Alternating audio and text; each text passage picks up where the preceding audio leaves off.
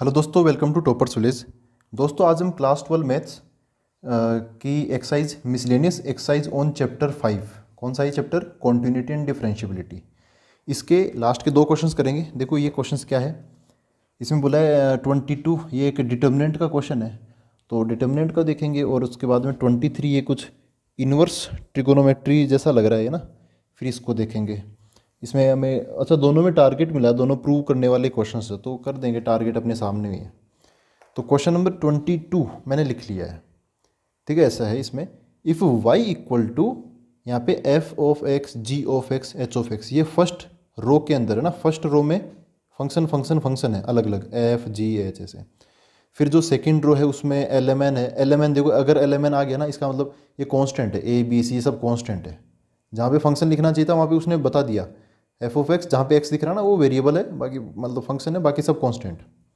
Prove that dy by D x, इसका कर दिया इस पूरी इक्वेशन का डिफरेंशिएशन। तो y का क्या बन गया? dy by D x. f of x का क्या बन गया? f dash x. g of x का g डैश एक्स। और h ऑफ x का हो गया h डैश एक्स। बाकी और किसी को हाथ भी नहीं लगाया। देखो ये lmn abc, lmn abc यहाँ पर सेम टू सेम है, ये हमें प्रूव करना है, ठीक है ना। और उसके बाद मैं आपको एक रूल बताऊंगा, इसको क्या होता है, एक प्रॉपर रूल भी होता है। जो बच्चे IIT JEE की तैयारी करते हैं ना, उनको पता होता है वो प्रॉपर रूल क्या होता है, मैं आपको भी बताऊंगा। तो सबसे पहले मैंने क्वेश्चन लिख लिया है यहाँ पे, simple f of x, g of x, h of x है, ठीक है। तो अब जैसे हमें कोई हायर मैथमेटिक्स वगैरह या फिर हायर कोई जानकारी नहीं है, तो हम क्या करेंगे यार, इसका अभी डायरेक्ट डिफरेंशिएशन तो हमें आता नहीं है, तो हम क्या करेंगे, एकदम बेसिक तरीका लगाएंगे। अभी डिफरेंशिएशन नहीं करेंगे, हम क्या करेंगे, पहले इसको हम एक्सपेंड कर लेंगे। ये तो अभी डिटर्मिनेंट है ना, तो अभी हम क्या करेंगे, इसको एक्सपेंड कर लेते हैं, फिर बाद में देख लेंगे, डिफरेंशिएशन बन जा तो कर लेंगे। तो अब एक्सपेंड कैसे करें, हम रो 1, रो 2, रो 3 या कॉलम 1, कॉलम 2, कॉलम 3 किसी के भी अलोंग इसको एक्सपेंड कर सकते हैं। यहाँ पर ये x है ना, किसी के भी अलोंग हम इसका एक्सपेंशन कर सकते हैं। लेकिन हम कुछ इतना मतलब आसान तरीके से करेंगे ना यार, कॉम्प्लिकेटेड तरीके से एक्सपेंड क्यों करूँगा मैं। तो जो आपको सेम सेम सी चीज़ें दिख रही है ना, उनके अलोंग एक्सपेंड कर लो। देखो मैं इसको एक्सपेंड इसके अलोंग करना चाहूँगा, कौन सा है ये, रो 1, R1 के अलोंग एक्सपेंड कर देंगे इसका, ठीक है, इसका मतलब एक्सपेंशन कर देंगे। तो देखो क्या बनेगा, अभी डिफरेंशिएशन मत करना, अभी पहले इसको एक्सपेंड करो। तो y इक्वल टू क्या हो गया, सबसे पहले मैं क्या लिखूंगा, f ऑफ x। एक्सपेंशन करना आता ही हमें, डिफरेंशियल जो कौन सा है, डिटर्मिनेंट वाला ही चैप्टर हो चुका है ना। तो कैसे करते हैं, यहाँ पर सबसे पहले मैंने लिखा f ऑफ x, ठीक है। तो अब f ऑफ x का जो ये रो है और ये जो कॉलम है, इनको छुपा लो। ये 4 नंबर आ गए, इन चारों नंबर को सोल्व मत करो, ऐसा कैसे लिख दो, सोल्व करना ही नहीं है आपको। थोड़ा मतलब मैनिपुलेट करना है डेटा को, सोल्व नहीं करना है। यहाँ पे पूरे क्वेश्चन में मैं कुछ सोल्व नहीं करूँगा, बस मैनिपुलेट करूँगा डेटा को। तो ये जो बचा ना, ये इसको क्या बोलते हैं, माइनर, ये माइनर बच गया, इसको मैं लिख लेता हूँ, क्या है, MN और BC। ये से आ गया MNBC, ठीक है। अब कौन आएगा, GX। तो देखो ये वो पोजीशन होती है ना, इसके आगे प्लस लगेगा, इसके आगे माइनस लगेगा, तो यहाँ पे क्या आ जाएगा, G ऑफ x। ये प्लस माइनस प्लस कहाँ से आता है, ये सब कुछ डिटर्मिनेंट में हमने कवर किया था। छोटी सी बात है, ये इसकी पोजीशन अगर आप थोड़ा सा डिटेल में जानोगे ना, तो ये आता है, ये जो पोजीशन है ना वो होती है A11, A12, A13। First row तो इन सब का पहला जो नंबर है वो 1 होगा, फिर सेकंड रो में 2 होगा पहला नंबर, A21, A22, A23, ठीक है। अब लास्ट वाली भी होगी। अब यहाँ पे क्या करते हैं, 1 और 1 इनको जोड़ते हैं, अगर इवन आ गया तो प्लस, अगर ओड आ गया, जैसे 1 + 2, ये ओड है ना, तो इस बार माइनस। फिर A13, 1 और 3 क्या हो गया, 4, वो इवन नंबर आ गया ना, तो फिर प्लस आ जाएगा। तो ये छोटी सी बात है, ये आप ऑलरेडी जानते होंगे। अब GX का, अब यहाँ पे माइनर आएगा, तो GX का माइनर कैसे आएगा, GX वाली रो और GX का कॉलम ये छुपा लो, GX वाला ही कॉलम छुपाना। यहाँ पे LA बच गया और यहाँ पे NC बच गया। LA लेफ्ट साइड में बचा ना, तो लेफ्ट साइड में लिखना है इसको, LA राइट में मत लिख देना, और NC राइट में बचा तो NC राइट में लिख दिया। फिर अब क्या, H ऑफ x, तो यहाँ पे इस बार प्लस आएगा, H of x multiply by, इधर अंदर की तरफ क्या आएगा, तो H ऑफ x का रो और कॉलम छुपा लो, ऐसा बच गया। ये LA और MB, तो ऐसा हो गया LAMB, ऐसा बच गया। तो ये है अपने पास में overall y equal to this minus this plus this. हमें अब देखो टारगेट क्या मिला, dy बाई डी एक्स का। इसका हम कर देते हैं डिफरेंशिएशन, सोल्व मत करना इसको, ऐसे आप ऐसे मत करने लग जाओ कि MC माइनस BN, ये लो LC minus AN, LB minus AM, ठीक है, वो कर सकते हैं लेकिन करना नहीं है हर जगह हमें ये अपनी मतलब ऐसा नहीं कि दिख गया तो बस सोल्व कर डालो, ऐसा नहीं, रुको थोड़ा रिलैक्स करो, डिफरेंशिएशन करना है यहाँ पे, कौन सा डिटर्मिनेंट सोल्व करना है। y का क्या हो जाएगा, यहाँ पर मैं कर देता हूँ differentiation with respect to x, तो y का क्या हो जाएगा dy by D X equal to, यहाँ पर देखो 2 नंबर है, 2 नंबर है, इनमें कंफ्यूज मत होना। ये जो है ये है variable F of X, G of X और ये जो एच ऑफ एक्स है ना, ये जो भी एक्स वाली चीज़ है ना, F of X and G of X and H of X, ये सब क्या है, ये है वेरिएबल। और जो L M N A B C, L M N A B C, ये सब के सब क्या है, कांस्टेंट है, ठीक है। तो जो A B C L M N इनसे मिलके ये जो बना ना, ये क्या है कांस्टेंट, और ये यहाँ पर ये जो डिटर्मिनेंट है ना 2/2 का डिटर्मिनेंट, ये भी क्या है कांस्टेंट, और ये भी क्या है कांस्टेंट। तो समझ रहे हो मैं ये क्यों बता रहा हूँ, क्योंकि जब हम डिफरेंशिएशन करेंगे तब मैं इस टर्म में से ओनली एफ ऑफ एक्स का डिफरेंशिएशन करूँगा, इसको मैं हाथ भी नहीं लगाऊंगा, क्योंकि कांस्टेंट जो मल्टीप्लाई में होता है ना, वेरिएबल के साथ में जो कांस्टेंट मल्टीप्लाई में होता है उसका हम डिफरेंशिएशन नहीं करते हैं, ठीक है, वो डिफरेंशिएशन से छूट जाता है, बाहर आ जाता है। तो यहाँ पे ओनली एफ ऑफ एक्स का डिफरेंशिएशन होगा, तो एफ ऑफ एक्स का डिफरेंशिएशन मैं चाहूँ तो ऐसे लिख दूँ डी बाई डी एक्स लगा के एफ ऑफ एक्स, या फिर आप यार शॉर्टकट लगा दो ना, एफ ऑफ एक्स का डिफरेंशिएशन क्या होता है एफ डैश एक्स, ये कांस्टेंट है मल्टीप्लाई में रहेगा, ये एम बी एन सी, फिर माइनस तो माइनस, जी ऑफ एक्स का डिफरेंशिएशन जी डैश एक्स, मल्टीप्लाई में ये आ जाएगा डिटर्मिनेंट, ये कांस्टेंट है ना एल ए एन सी, फिर प्लस तो प्लस, एच ऑफ एक्स का differentiation H dash x, multiply में ये क्या हो गया एल ए, ये कांस्टेंट है एम बी, तो कांस्टेंट मल्टीप्लाई में रहा, हो गया, ये सब डिफरेंशिएट हो गए। अब देखो एक मतलब ठीक है, हमने इसको एक्सपेंड कर दिया फिर डिफरेंशिएट कर दिया, लेकिन आंसर वापस हमें डिटर्मिनेंट में देना ना, हम डिटर्मिनेंट से निकले हैं, वापस हमें डिटर्मिनेंट में जाना है, तो हमने क्या किया, इस डिटर्मिनेंट को एक्सपेंड किया, डिफरेंशिएशन किया, ये बन गया, अब इसको हम वापस से डिटर्मिनेंट में कन्वर्ट कर देते हैं, ऐसा ही बन जाएगा डिटर्मिनेंट, ऐसा वापस, समझ रहे हो आप, है ना, इसकी मतलब क्रोनोलॉजी समझो आप। अगर हम इस डिटर्मिनेंट को एक्सपेंड करके ऐसा एक्सप्रेशन पा सकते हैं ना, तो ऐसे एक्सप्रेशन को वापस समेट के डिटर्मिनेंट बना सकते हैं, क्या दिक्कत है ना। और वैसे तो हमें कोई लफड़ा भी नहीं है, यहाँ पर सारी चीज़ें तैयार पड़ी है, मतलब A L M N A B C, कोई भी चेंज नहीं होगा। अब देखो हुआ क्या, इसको अच्छा यहाँ से हम यहाँ पहुँच सकते हैं, ये एफ है ये यहाँ आ जाएगा, जी है वो यहाँ आ जाएगा, और जो एच है वो यहाँ आ जाएगा, और L M N A B C यहीं से तो निकले हैं, तो इनको तो देखने की भी ज़रूरत नहीं है, ये क्या है, इनको मत देखो आप, ये अपनी जगह पे अच्छी जगह पहुंच जाएंगे, वापस उसी जगह पे पहुंच जाएंगे। इसमें क्या अंतर है, ये सिंपल से एफ जी एच थे, यहाँ पे डैश डैश डैश लग गया, तो अगर ये समेट के वापस ऐसा बन सकता है तो ये भी समेट के ऐसा ही बन सकता है, बस ये फ़र्क होगा कि यहाँ पे डैश डैश डैश लग जाएगा, अभी वापस जाएंगे तो लौट के डैश डैश डैश लेके जाएंगे, तो इसको मैं वापस समेट देता हूँ, D Y by D X equal to, देखो क्या बन जाएगा एफ डैश एक्स, ये जी डैश एक्स और ये H dash X, L M N A B C, ये मत देखो आप, डायरेक्ट ये लिख दो L M N A B C, फिर उल्टा देख लो, यहाँ से देख लो कि यहाँ से हम ये अचीव कर सकते हैं नहीं कर सकते, बिल्कुल कर सकते हैं, एफ डैश एक्स है तो इसको मैं छुपा लूँगा, तो ये बचेगा एम बी एन सी, है ना, एम बी एन सी, तो कोई दिक्कत नहीं है। ये जो सिमिलरिटी है ना, सिमिलरिटी यहाँ से निकले वापस वहीं जाएंगे, इसका फ़ायदा उठाओ, एक पैटर्न का वापस फ़ायदा उठाओ आप। तो अब हम देखते हैं अगला क्वेश्चन, ये अपना प्रूव हो गया है ना, दिस इज़ हेंस प्रूव्ड। अब हम अगला क्वेश्चन देख, अच्छा हाँ एक चीज़ मैं बताने वाला था, ये डिफरेंशिएशन का एक नियम होता है। देखो मैं एक काम करता हूँ, यहाँ पे कुछ वेरिएबल से ले लेता हूँ या फिर कोई फंक्शन ले लेता हूँ, जैसे f1 f2 f3, यार यहाँ पर आ नहीं पाएगा, मैं इसको अगले पेज में बता देता हूँ। तो देखो दोस्तों रूल ये होता है, ये सारे फंक्शन है, तो अगर हमें किसी डिटर्मिनेंट का डिफरेंशिएशन करना है, ये डैश लगा दिया, इसका मतलब क्या है डिफरेंशिएशन, इस पूरे डिटर्मिनेंट का अगर हमें डिफरेंशिएशन करना है तो क्या होता है कि हम रो वाइज डिफरेंशिएशन कर देते हैं या फिर कॉलम वाइज कर देते हैं। जैसे इसका डिफरेंशिएशन करना है तो 3 रोज़ है, तो मैं सबसे पहले मैं पहली रो का डिफरेंशिएशन करूँगा, तो इसका हो जाएगा, पहली रो में जो फंक्शन है ना सबका डिफरेंशिएशन हो जाएगा लाइन से।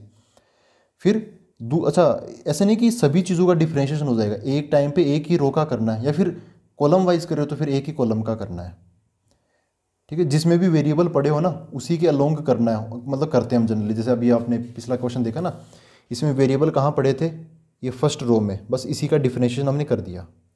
ठीक है, रो वाइज कर दिया, देखो ये रहा। तो उसके बाद में फिर हम दूसरी रो का डिफरेंशिएशन करते हैं, उसके बाद में हम तीसरी रो का डिफरेंशिएशन करते हैं। अगर ऐसे 3/3 का है ना तो हमें 3 बार अलग अलग डिटर्मिनेंट लिख के करना पड़ेगा। अगर 2/2 का होगा ना तो फिर हमें 2 बार लिखना पड़ेगा ऐसे। ठीक है दोस्तों, तो आप समझ गए होंगे कि ये कैसे आया होगा। अब ये इसको हम एक्सपेंड करके भी समझ सकते हैं, फिर मतलब बहुत लंबा खिंच जाएगा ये, समझ रहे हो आप, इतना सारा है। तो ये एक रूल होता है। तो जनरली ऐसा कभी हम अप्लाई करना कम ही होता है वैसे तो, लेकिन जब भी होता तो वेरिएबल वाली जो रो होती है या फिर कॉलम में वेरिएबल, तो कॉलम के अलोंग हम कर देते हैं इसका डिफरेंशिएशन। यहाँ तो क्या था कि ये सब LMN ABC ये सब कांस्टेंट थे, तो LMN का मैं डिफरेंशिएशन करता ना इसके तहत ना दूसरी वाली रो का, तो ये 0 बन जाता, 0 0 0। एक रो के सारे एलिमेंट 0 जाते हैं क्योंकि कांस्टेंट का डिफरेंशिएशन 0 होता है। सारे कांस्टेंट है, सभी का डिफरेंशिएशन 0 0 0 0, ये पूरा डिटर्मिनेंट 0। फिर ABC, नीचे कौन है ABC, अगर इनका डिफरेंशिएशन होता ना तो ये फिर से वही कांस्टेंट कांस्टेंट कांस्टेंट, तो सबका डिफरेंशिएशन 0 0 0। एक रो के सारे एलिमेंट 0 तो पूरा का पूरा 0। तो कुल मिला के यही बचता अपना, मतलब यही बच रहा है अपने वाले इस क्वेश्चन के अंदर। और वैसे अगर हर जगह हर तरफ वेरिएबल ही वेरिएबल होते तब ये आपके सामने रूल पड़ा ही है। ठीक है, तो अब हम देखते हैं अगला क्वेश्चन। देखो दोस्तों, ये है question number 23। If y = e⁻a cos inverse x, जहाँ पे कुछ कंडीशन दे रखी है कि -1 < x < 1, शो दैट 1 - x², फिर ये है सेकेंड ऑर्डर डेरिवेटिव है ना d2y/dx² माइनस x इंटू ये first order dy/dx minus a² y, ये y तो ये पूरा फंक्शन ही आ गया, बराबर 0। ये हमें प्रूव करना है। ऐसे क्वेश्चन को अगर आप खींचना चाहते हो तो खींचते रहो।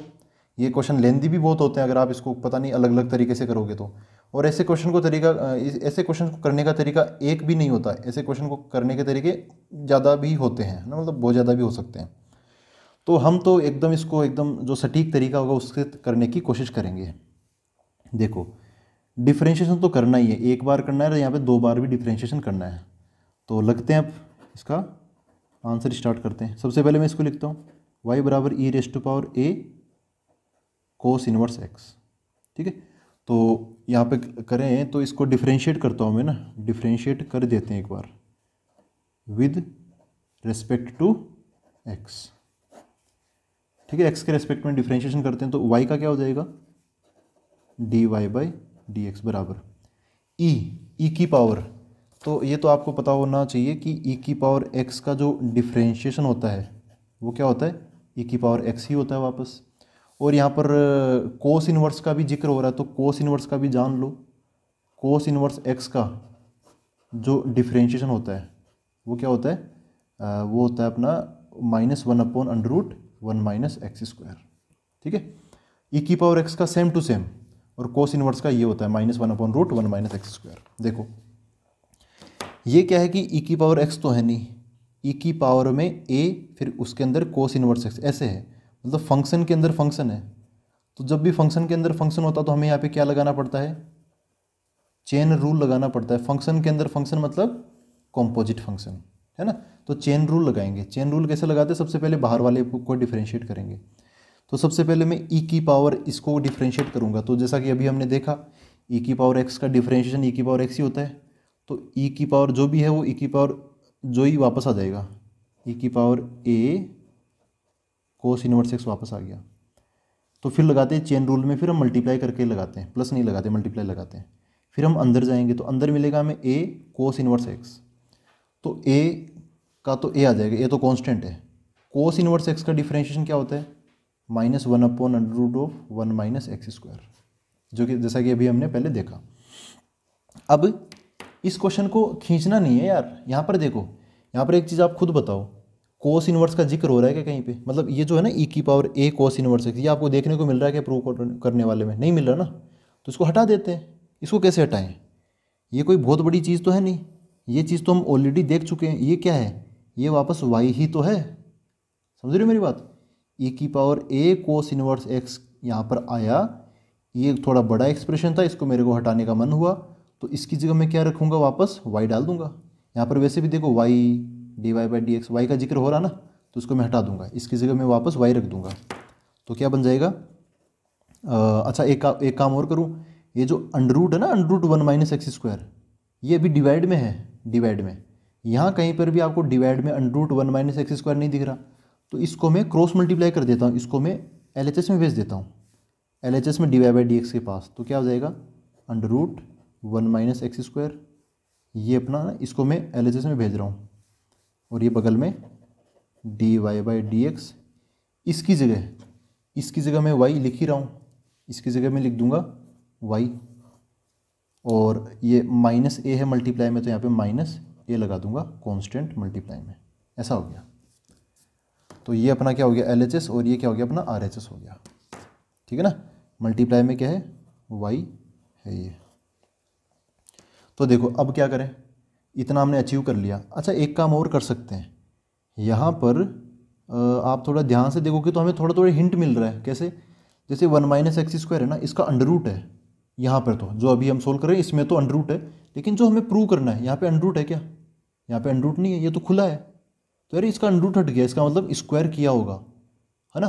अच्छा ऐसा भी हो सकता है कोई कारण हो, लेकिन फिर से हमें एक और कारण मिल गया। देखो जो हमें प्रूव करना ना, वहाँ पे ए स्क्वायर है, देखो ध्यान से, ये रहा ए स्क्वायर है ना यहाँ पर, ये रहा, लेकिन यहाँ पर क्या अपने तो ए है, तो ये भी एक हिंट है कि ए का भी स्क्वायर हो रहा है, और ये जो अंडर रूट वाली चीज़ है इसका भी स्क्वायर हो रहा है ना। डिफ्रेंशिएशन बाद में कर देंगे, पहले स्क्वायर को निपटा लेते हैं, क्योंकि अंडर रूट के साथ वैसे डिफ्रेंशिएशन भी थोड़ा कॉम्प्लिकेटेड होता है, पहले हम स्क्वायर कर देते हैं। तो यहाँ पे मैं लिख देता हूँ बाय स्क्वायरिंग बोथ साइड्स, समझ जाना। तो इधर इसका स्क्वायर करेंगे तो इसका अंडर रूट हट जाएगा, क्या बचेगा 1 माइनस एक्स स्क्वायर इंटू इसका स्क्वायर क्या हो जाएगा dy/dx का होल स्क्वायर। ये जो स्क्वायर है ना, आप ये डी के बगल में मत लगा देना, नहीं तो बहुत भारी गड़बड़ हो जाएगी।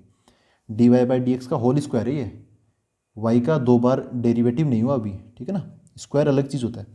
अच्छा इधर इसका स्क्वायर हो जाएगा तो माइनस ए का हो जाएगा प्लस का ए स्क्वायर, मतलब माइनस तो हट ही जाएगा, और y का क्या हो जाएगा वाई स्क्वायर, ठीक है। अब फिर से काम स्टार्ट करते हैं। यहाँ पे अभी तक हमने डबल डेरिवेटिव मतलब जो है ना d2y/dx स्क्वायर, इसको अचीव नहीं किया है, तो अब हम इसका डिफ्रेंशिएशन कर देते हैं by differentiating with respect to x। लगाते हैं, LHS में 2 नंबर है, दिस इंटू दिस, तो ये u इंटू वी वाला रूल लग रहा है, तो u इंटू वी में हम रुक के एक का डिफ्रेंशिएशन करते हैं, दूसरे को कांस्टेंट मान के। तो सबसे पहले मैं 1 माइनस एक्स स्क्वायर इसका डिफ्रेंशिएशन कर देता हूँ। इसका डिफ्रेंशिएशन क्या होगा, 1 का तो हो जाएगा 0, तो भूल जाओ उसको, तो माइनस का माइनस एक्स स्क्वायर का क्या होता है 2x, इसका डिफ्रेंशिएशन हो गया मल्टीप्लाई बाई, जब इसका डिफ्रेंशिएशन किया तब इसको कांस्टेंट रख के चल रहे हैं, तो इसको मत छेड़ो, dy/dx का होल स्क्वायर, ठीक है। अब मैं लगाऊंगा प्लस, इसको होल्ड पे रखो 1 माइनस एक्स स्क्वायर, और इसको डिफ्रेंशिएट कर दो। इसको डिफ्रेंशिएट कैसे करेंगे, देखो ऐसा नहीं कि डायरेक्ट इसको d2y/dx ऐसे लिख दो, नहीं, सबसे पहले देखो कि ये कैसे है, एक लेयर लगी हुई स्क्वायर की, तो सबसे पहले स्क्वायर का डिफ्रेंशिएशन होगा, ये जो ब्रैकेट है ना ब्रैकेट, इससे डिफ्रेंशिएट करके हमें पहले स्क्वायर को सोल्व करना पड़ेगा। तो वही बात एक्स स्क्वायर समझ लो, अंदर वाली चीज़ को आप एक्स समझ लो, एक्स स्क्वायर का डिफ्रेंशिएशन क्या होता है 2x, तो dy/dx के होल स्क्वायर का क्या हो जाएगा 2 dy/dx का होल स्क्वायर, मतलब dy/dx आ जाएगा 2x आ गया, मल्टीप्लाई में हमने स्क्वायर का डिफरेंशिएशन कर लिया। अब अंदर वाली चीज़ का डिफरेंशिएशन करेंगे, अंदर कौन है dy/dx, इसका डिफरेंशिएशन क्या होगा d2y/dx स्क्वायर, ठीक है ना। dy/dx ये फर्स्ट ऑर्डर डेरिवेटिव है, इसका डेरिवेटिव ये सेकेंड ऑर्डर डेरिवेटिव बन जाएगा, इक्वल टू LHS का हो गया डिफरेंशिएशन ना, u इंटू वी से किया तो ये बन गया और ये बन गया u'(v) plus u into v dash equal to RHS में क्या है a square is constant, y square का डिफरेंशिएशन क्या हो जाएगा 2 इंटू वाई, और y का x के रेस्पेक्ट में करें ना तो dy/dx और आ जाएगा, है ना, y को छोड़ेगा नहीं x, तो वाई स्क्वायर का क्या हो गया 2y इंटू dy/dx। एक चीज़ तो समझ में आ गया आपको, देखो ये पहली टर्म है, ये दूसरी टर्म है, और ये RHS है, इनमें एक चीज़ कॉमन आ रही है, एक चीज़ नहीं दो, एक तो ये 2 काट दो इनका, ये 2 और ये 2 कट जाएगा, और dy/dx भी तो कट रहा है ना, ये यहाँ वाला dy/dx, इसमें भी है dy/dx, और इसमें तो स्क्वायर है, एक कट जाएगा, ऐसा बच गया। तो यहाँ पर देखो क्या क्या बच गया, उनको मैं लिख देता हूँ वापस। तो अगले पेज पे ना जाते हुए मैं इनको इधर ही सोल्व कर देता हूँ। तो देखो क्या होगा, है ना, इधर की तरफ सोल्व कर रहा हूँ मैं इसको। सबसे पहले सबसे बड़ी चीज़ जैसे यहाँ पे क्या है, d2x y divide by dx², ये इसके साथ में 1 - x²। तो यहाँ पे मिल रहा ना, ये 1 - x², ये रहा, ये सब तो कट ही गया और ये बच गया।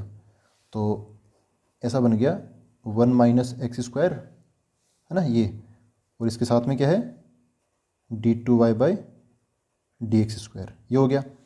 इसके साथ में प्लस में ये है, इसमें क्या देखो -x और एक dy बाई dx जो बच गया वो आ रहा ना यहाँ पर, देखो ये रहा, ये प्रूव करने वाली चीज़ है, इसमें आ रहा है, अपने भी आ रहा है, ये रहा। तो यह आ जाएगा -x dy बाई dx, ये भी लिख लिया, ये भी लिख लिया। अब यहाँ पर क्या बचा, a² × y, ये RHS में है, प्रूव जिसमें कराना है उसमें ये LHS में ले रखा है, ये इस स्टेटमेंट में, ठीक है। तो हम भी क्या करेंगे, a² y को LHS में ले आऊँगा मैं, -a² y, तो RHS में क्या बच जाएगा, खाली 0। ये क्या हो गया, प्रूव्ड, ठीक है, हैंस प्रूव्ड हो गया। ये आप देख सकते हो ये दोनों के दोनों सेम है। तो इस टाइप से हम इजीली कर सकते हैं। आपको ऐसे क्वेश्चंस के अंदर एक चीज़ मैं बताऊँ, आपको मैं टिप देता हूँ, ऐसे क्वेश्चंस में ना आपको थोड़ी सी प्रेजेंस ऑफ माइंड ज़्यादा रखनी पड़ती है इसके अंदर, ऐसे क्वेश्चंस के अंदर। इक्वेशंस कब कहाँ क्या सब्सटीट्यूट कर दिया, और ख़ास तौर से ई वाले जब क्वेश्चन आ जाते हैं ना, तो ई वाले क्वेश्चन एक बार डिफ्रेंशिएशन करने के बाद ही आसान बन जाते हैं। ई वाले क्वेश्चन में ई तो मिटता नहीं है, आपको पता है e⁻x का डिफ्रेंशिएशन वापस e⁻x ही होता है। तो ऐसे क्वेश्चंस में एक बार जब भी आप डिफ्रेंशिएशन करोगे ना, उसके बाद ही क्वेश्चन आसान बना देना। मतलब जो वापस से e⁻x आएगा ना, उसकी जगह आप वापस y रख देना, और उसके बाद में फिर चीज़ें स्मूथ हो जाती हैं। आई होप ये एक्सरसाइज आपको समझ में आई है। तो दोस्तों अब मिलते हैं हम अगले वीडियो के अंदर। Thank you very much.